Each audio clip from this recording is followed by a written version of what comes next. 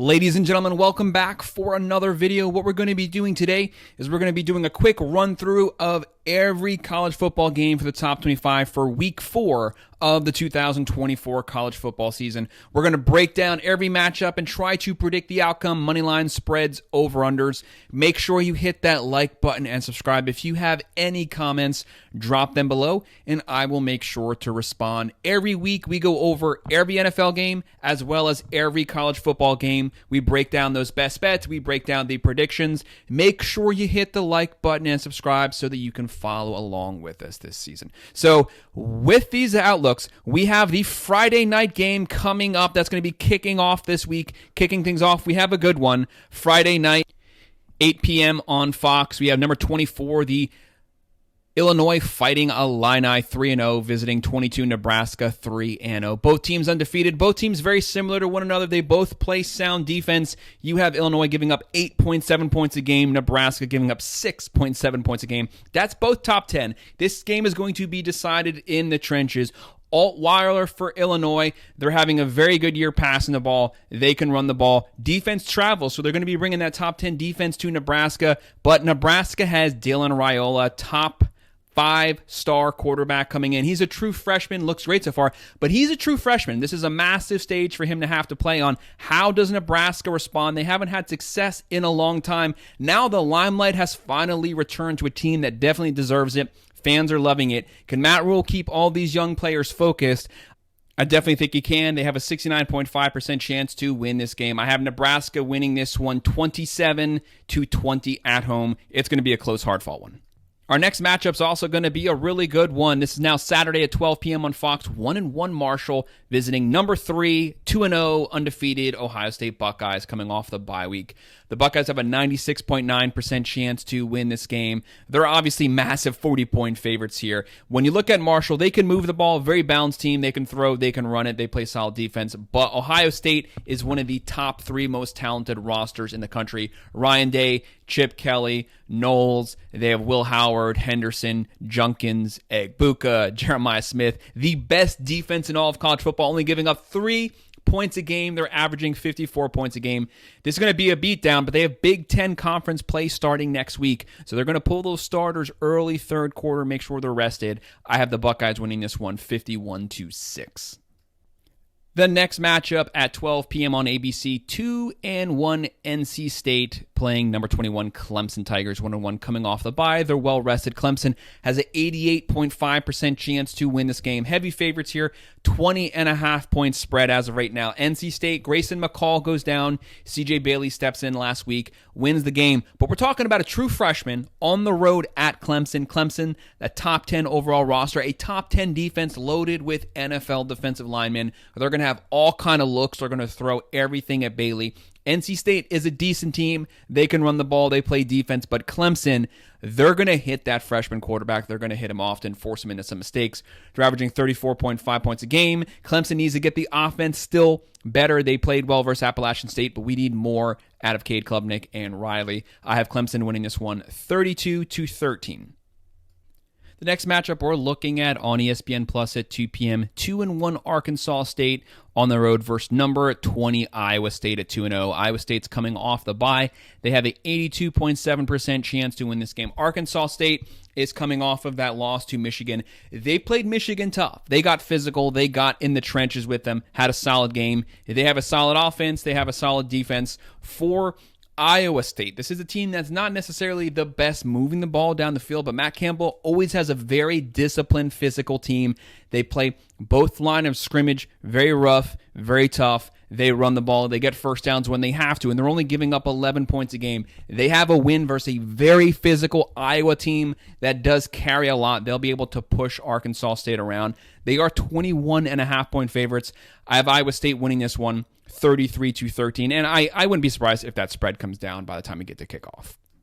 The next game we're looking at 3:30 p.m. on the Big Ten Network, 0-3 Kent State. Poor Kent State. They're coming off of that loss versus versus number 6 Tennessee. They lost 71-0, and now they have another top 10 matchup versus number 10 Penn State here at 2-0. Penn State a 99% chance to win this game. Massive spread. I don't like these big spreads. They are 48.5-point favorites. Kent State, obviously, they got curb stomped last weekend. They're going to get curb stomped again this weekend. Penn State, they have the bye. They're well rested. They had a shootout with Bowling Green in week 2. They worked on a lot on the bye week. They have a new offense. Drew Allo looks a lot more comfortable pushing the ball down the field. They have one of the best running back combos. They have Singleton. They have Allen. They're just going to run the ball, get physical. But just like the Buckeyes, they have Big Ten play coming up. So they're only going to leave the starters in so long once they get a massive lead. I have Penn State winning this one 52-9, pulling the starters probably midway through the third quarter. Our next matchup is a ranked-on-ranked matchup on CBS at 3:30. Number 11 USC 2-0 coming off the bye. They'll be visiting number 18 Michigan Wolverines 2-1 coming off of that really close game versus Arkansas State. USC on the road. They are the favorites. They have a 57.4% chance to win this game, and they are 5.5-point favorites. This game's going to be a tough one. USC, Miller Moss looks legit. Lincoln Riley, the best offensive mind in all of college football. They can run the ball. They have a good line. They have one of the better wide receiver cores in the country. But we know Michigan has a top 10 very physical defense. They have a great defense, great defensive linemen. The issue is their offense. Their offense is atrocious. They're only averaging 23.3 points a game. They run a very 1950s-looking offense. They are the defending national champions, but that whole team's gone. Harbaugh's gone.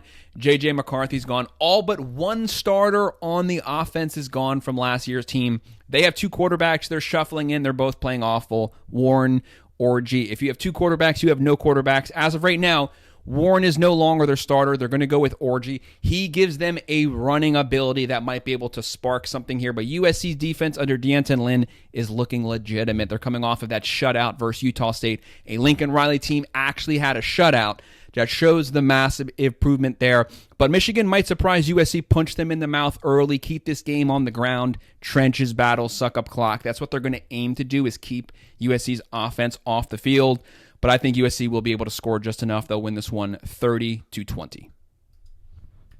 The next matchup we're looking at 3:40 p.m. on ABC, 1-1 UCLA coming off the bye versus number 16 LSU, 2-1 coming off of that really close emotional win versus South Carolina. LSU is the favorite. They have an 88% chance to win this game. They're 24-point favorites. UCLA cannot score a point to save their life. Garbers is having an awful season at the quarterback position. Massive talent disparity here.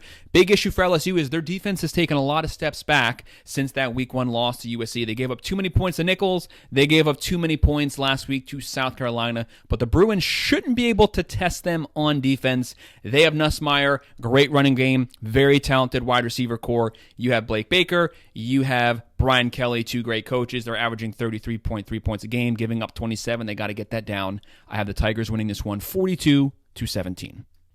The next game at 3:30 p.m. on NBC, 0-2 Miami of Ohio versus number 17 Notre Dame, 2-1. Notre Dame has a 96.8% chance to win this game. Miami of Ohio, they're only averaging 11 points a game. So obviously Notre Dame, who has a top 10 defense, they're going to feast this game. Good, they need it, but don't take any game for granted after that NIU disaster. Freeman needs to keep his boys focused. You have Denbrock, you have Golden, great offensive coordinator, great defensive coordinator. Lean on Love. They're going to run the ball downhill. Miami of Ohio's defense gets gashed on the ground. Love's going to have 150 yards rushing. Riley Leonard still cannot throw to save his life. I've said that since he was at Duke. The guy's not a good passer. His only strength is his legs. They shouldn't have to use him too much this game. They better not have a close game here. They're 28-point favorites. I have Notre Dame winning this one easily, 48-10. But keep your guys focused. You cannot afford to lose another game if you want to make the playoffs. This next one's going to be a fun one. At 3:30 p.m. on ESPN2, we have 3-1 Georgia Tech playing number 19 Louisville, 2-0 coming off the bye, so they'll be well rested. Louisville, a heavy favorite, 78.2% chance to win this game. They are 10-point favorites. Georgia Tech, though, they can move the ball. They're averaging 36.5 points a game. They're giving up 17.8. Louisville, though, they're lighting it up. They average 55.5. They're only giving up 7. And look how balanced they are. They're throwing for 336.5 yards a game, and they're running for 263.0 yards a game. They can throw it. They can run it. Shaw's having a great year at quarterback. Brom knows how to work that portal. He plays to his skill players' talents. Georgia Tech, tough team, though. They have King. They have Haynes. They were the leading rushing team in the ACC last season. Haynes was the leading running back. They're going to look to keep this game on the ground. I think this is going to be a high-scoring game. Louisville, a 10-point favorite. I'm going to go with the upset here. I have Georgia Tech pulling it off, winning this one 32-30.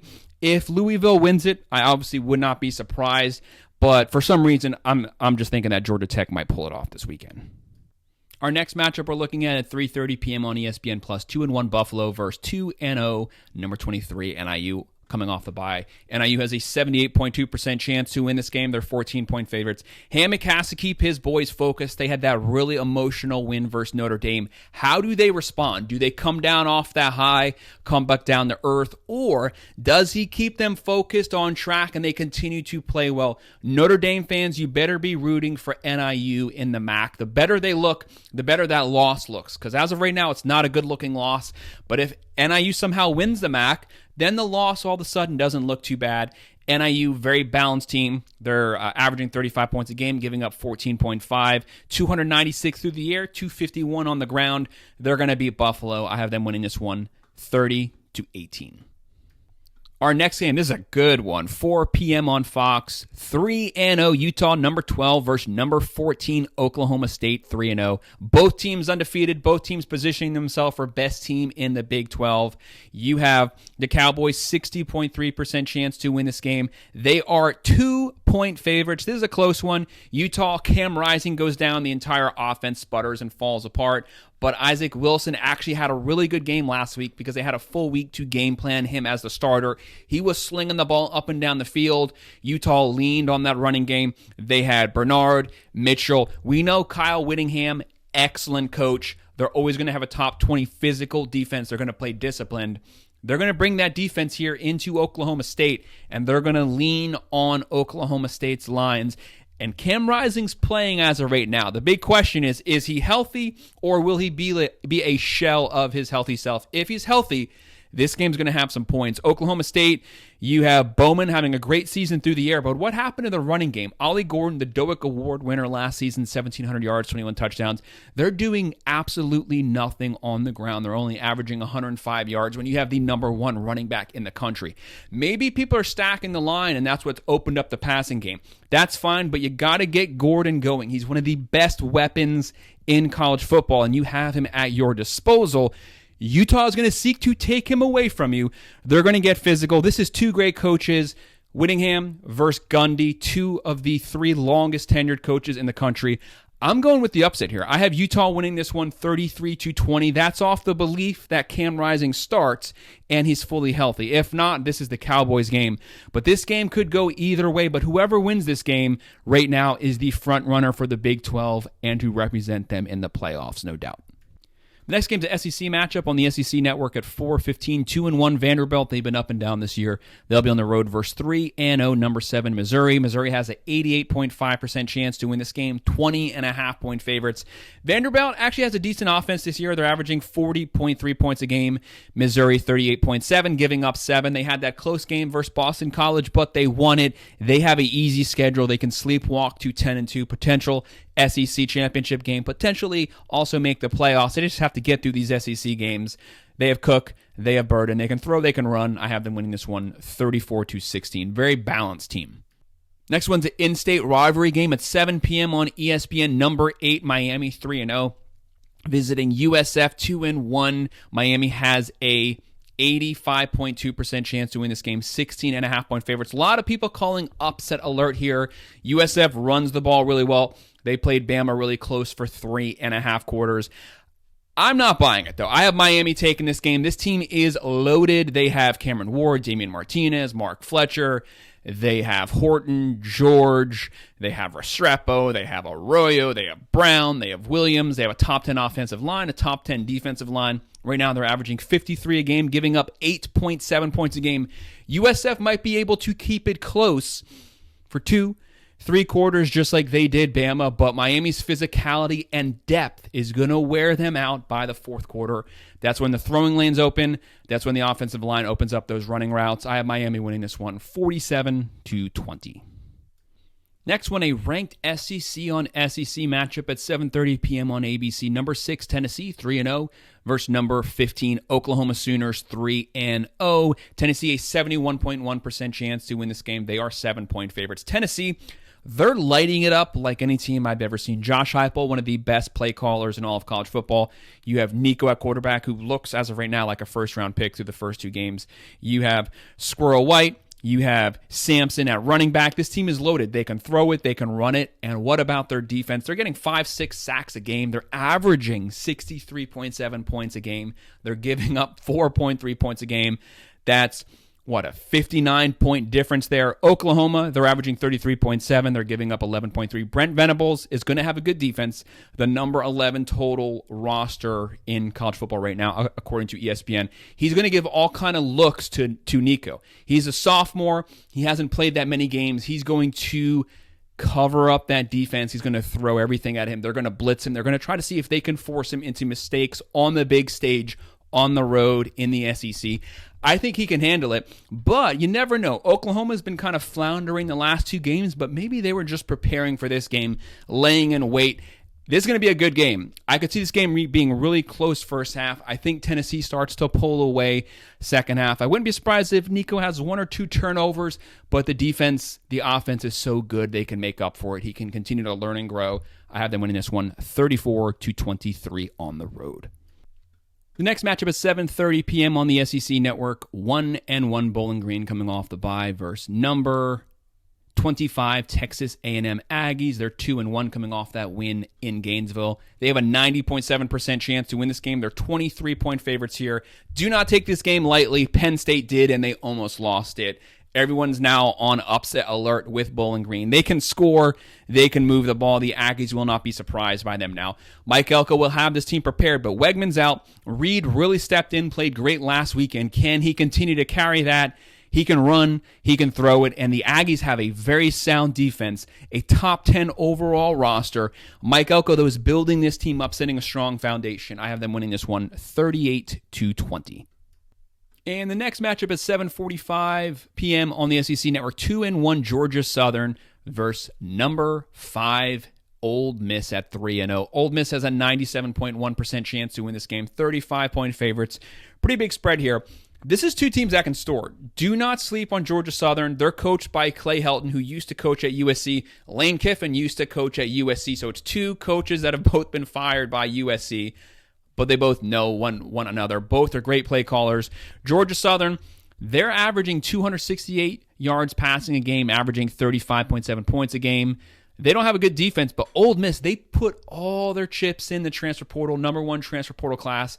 Jackson Dart could potentially win the Heisman this season. If not, he should at least be invited. He's lighting it up. They can throw. They can run. They're throwing 446 yards a game. They're running 258 yards per game. Yes, the competition was very low, but this team is very talented. They have their sights on the SEC championship and the playoffs, maybe even the national championship game.